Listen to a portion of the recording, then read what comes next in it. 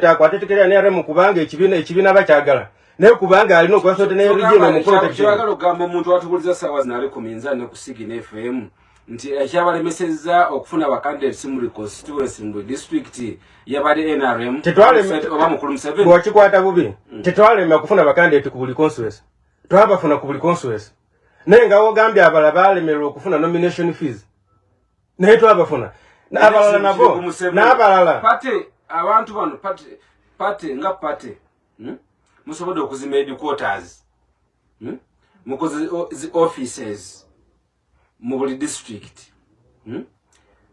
temuina kemusobola kuwa ba candidate Masabona ali candidate ndoza nkimanyi okunsinga ekibiina kyaffe kya NUP kyakwatirako ba candidate set but not full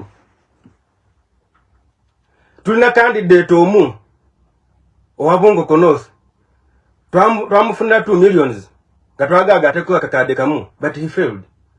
You cannot blame the party and I can't blame him also because he doesn't have ne party gezezaako gwenjaga okubetochi wesimbote kufichumba jaga okubetochi ngasuba kwa affording ensonga eyo ogena managing